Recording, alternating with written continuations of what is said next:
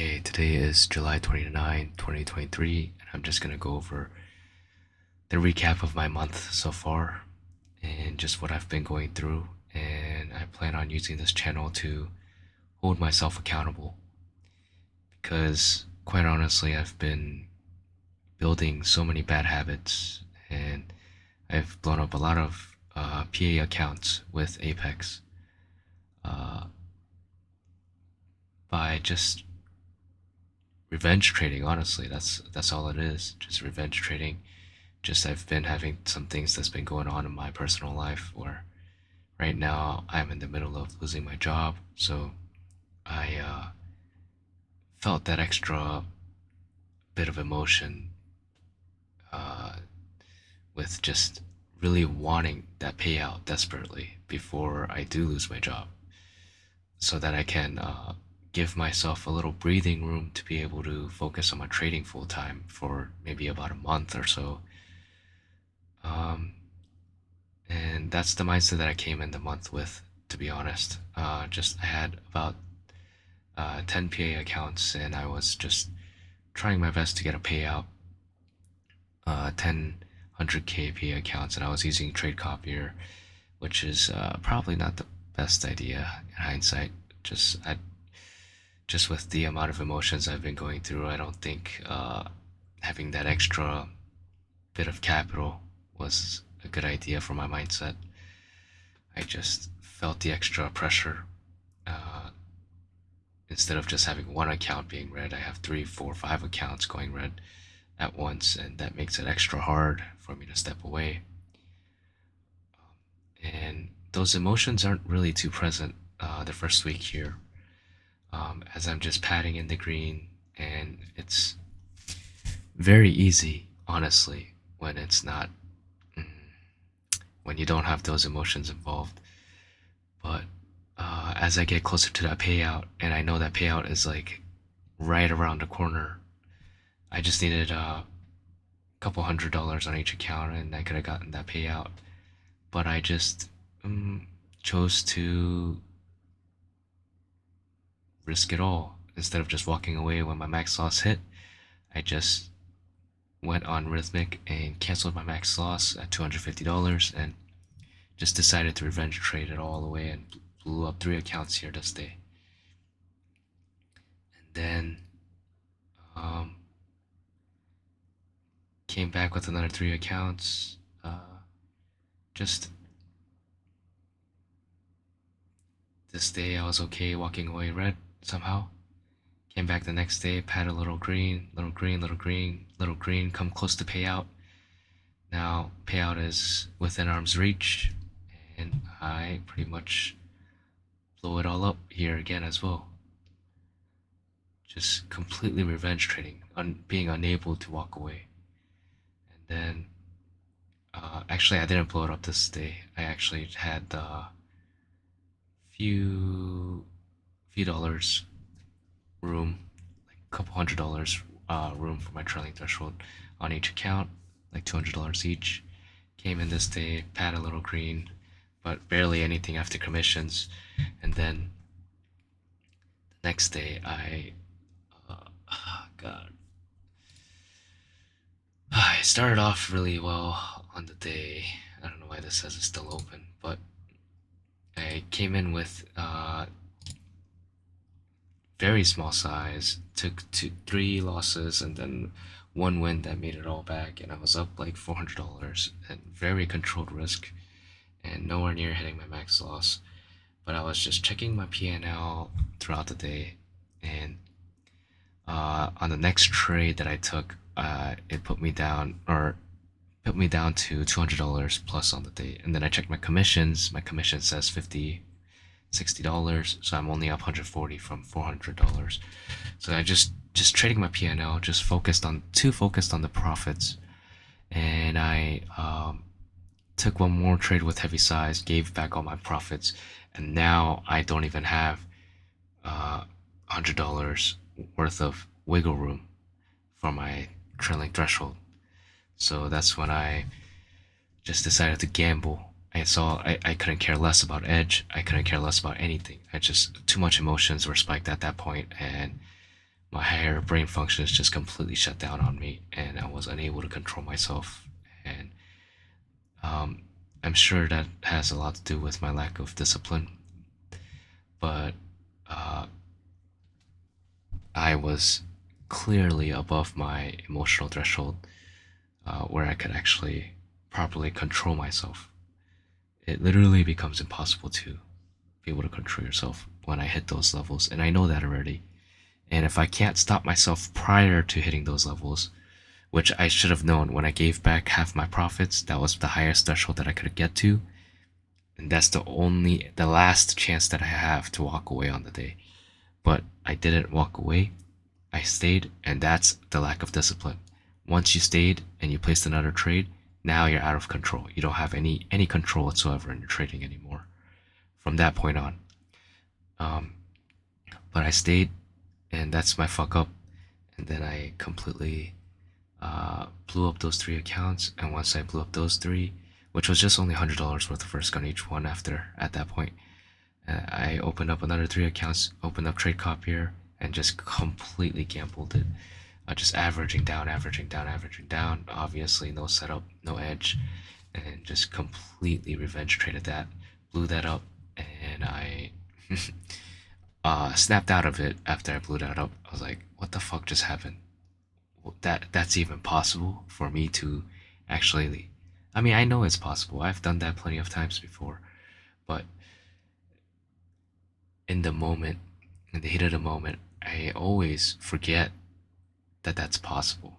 I'm just too focused on the money, too focused on making that money back, and I'm just not myself. And uh, I got very unlucky, and I blew it all up. And it's well deserved, honestly. Uh, so I got very very desperate and very emotional that day, and just chose to really snap out of it overall and just create this account and just really I'm going to really log all my trades on this account, be completely transparent, and prove to myself that I can do this. Just give it my 110% and really focus on the process, not the profits. Once that switch flips, you can no longer make money. You can't make money at all. It becomes impossible. But when you focus on the process and focus on getting better each and every day, the profits just come so naturally. It's so easy. And you know that already. You really do. So why the fuck are you doing this? You just um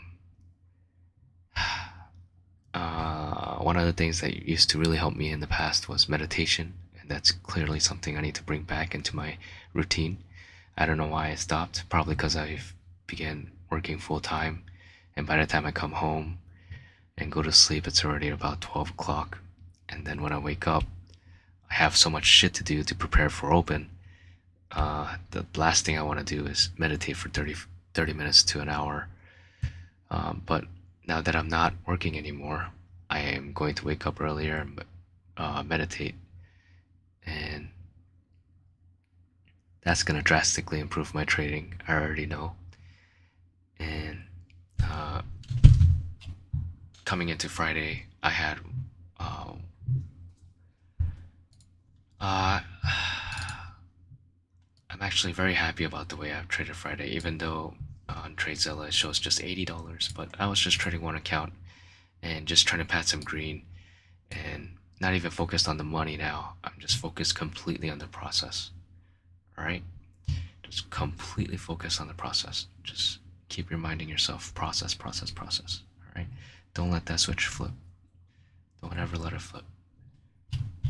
All right, so coming into the morning, I filled out my DRC, did a SPY daily analysis, where after this huge rejection of this key supply zone on the daily chart, um, it has room to the downside, potentially to this trend line retest or to this gap fill level or the breakout level. But the chances of that happening after a sharp move like yesterday is very, very slim. So realistically speaking, the only trade that you should be looking for is to play a short off of bounce on a rejection, or wait for some sort of a consolidation and reclaim of key levels for a long side scalp play, or wait till the afternoon for an actual long side play. So news, there wasn't really anything besides PCE at 8:30. Nothing else really significant.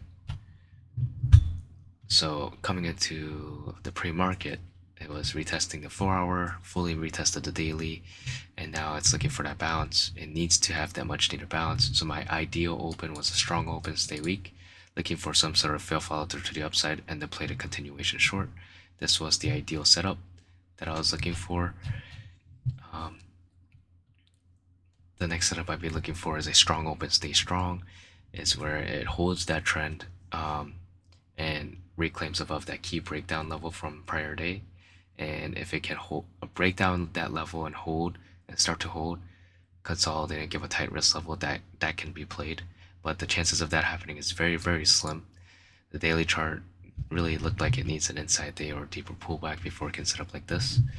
So more realistically speaking, a fail follow through to the downside into a recon flag long is the only thing that made sense. You can't play the first short signal because that'd be way too premature. It needs to have some sort of fail follow through to the upside and then rejection of key levels, showing that sellers are in still control despite longs coming in. That's so I cannot play a weak open like that. You can only play a weak open long if this if it were to be a weak open. Or there's one more scenario where if it is a weak open and it stays weak, then look for some sort of fail follow through to the upside, reject off key level, and then you could play the continuation short. But this is going to be a scalp setup. So those are my 4 opens that I was planning for. And then I came into the morning with a process goal of sticking to max loss at $250 and walking away at 4 trades max. And coming into today, I had a goal of just padding in some green, just shooting for a high win rate, not a high risk reward setup. So in this scalp setup that I'm going to talk about right here, this is the one and only trade that I took today. This was supposed to be a 1 to 2 risk reward trade for about a 70% win rate, 68 to 70% win rate. This is what I consider a low grade flag long. This was setting up on all time frames, including the hour and the daily. The only reason not to take this trade is because it was time of day I lack volume and huge overhead supply. This isn't really an area where bigger players are looking to come long, in my opinion. This is more of an area where aggressive shorts really need to cover out. And the key levels for my profit target is 1 to 1.5 or 1 to 2 risk reward. So this was a high probability winning setup. And the reason why this became valid was because of this premature short signal, premature break of this trend line, which failed to follow through and then immediately reclaimed. And once it has some sort of a retest hold, some sort of a fail follow through to on the 3 minute once more, holding the hour or holding the hour, 15, and the 5, and then one more picture perfect sign that I saw was a wick below this level, this 15-minute wick, which is exactly what I was looking for. If this wick below didn't happen, then I wouldn't take this trade because the risk reward simply doesn't make sense.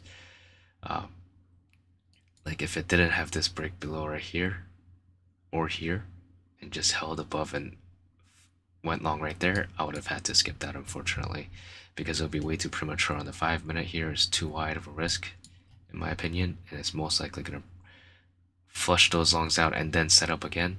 That's most likely the scenario, in my opinion, and that's usually what happens. So when I saw that wick below, I had to pull the trigger long here, despite the low volume and the lack and the time of day. That was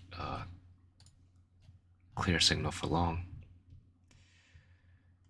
So this is the result of that long. Took it long here, sold 1 into 1 to 1 risk reward, and then it came very close to filling me at my 1 to 2 risk reward here at 4592 level, but it rejected off this key resistance level from prior day. support level that's now acting as resistance at the time. So if it were to come back and give some sort of a short signal, which it did on the 1 minute and 3 minute, then that's potentially the first area where that will lead to a deeper sized pullback and potentially stop me out. So that's where I took another contract sell right there. And then at that point, I moved my stop up to break even. So no matter what, I'll be up 1 hour on the day. Um, but it ended up holding that pullback off the 5 minute and then just reclaim flag long. You could scalp that one as well, but I told myself I'm not going to do those right now today. I'm just shooting for that high win rate, shooting for that bagging that single, the predictable part of the move, and just lock the rest at 1 to 2. So the executions here were honestly picture perfect, despite me having elevated emotions and accumulated emotions from prior days trading. And I understood my emotions very well coming into Friday. I knew my emotions were rising as I saw my the chart pull back after rejecting off this resistance and coming just a couple ticks away from my profit target. I just I was looking at my P&L once more, which is a huge issue, and you're gonna have to take that P&L off your Ninja Trader because that's just really making execution very difficult. And good job realizing that today or yesterday, and just closing the charts immediately. Um, okay, what I've learned and improved today. Good job bagging the predictable single and calling it a day. Understanding my emotions are spiking from something so small. I shouldn't be in the screens for too long. Protect yourself from yourself until you rebuild some win streak and get back in the process of building back the good habits. Going into Monday, changes I need to make is remove net liquidation column on my Ninja Trader and my realized profits on column on Ninja Trader. That will help me to focus on the process a little better. Good job today walking away and preserving the mental capital. And then there was one skip trade that the premature bear flag short that I was talking about earlier broke the trend line on the way too premature here. It's technically a 15-minute, 5-minute signal, but the room to the hour is just right there. The chances of this holding is very, very high. In this case, you could scalp it for a 1-to-1 and use the break-even stop on the rest. But this isn't a trade you can really let it come back to your entry level and start to hold and really stick to your stop. If you do stick to your stop, this isn't going to be a profitable setup in the long run. Um, so yeah, that's a neoliberal type of setup, which is why I skipped it because I'm shooting for 4 trades max, and if I keep taking trades like these, then I would be way over 4 trades on the day. Quality setups, you'll only find like four trades a day. So that's why I'm giving myself 4 trades as of right now with my type of setups that I can trade, that I have tracked, that I know work. I only know 4. It usually, on average, gives about 4 setups. So all you have to do is focus and just wait for those setups to come to you. You did that very well on Friday. Your sizing was great. I think not using a trade copier also helped with those executions, not having that extra burden. And that's what I plan to do until I get my first payout. Alright, well, that's it for my recap on July 28, 2023. Alright, thanks.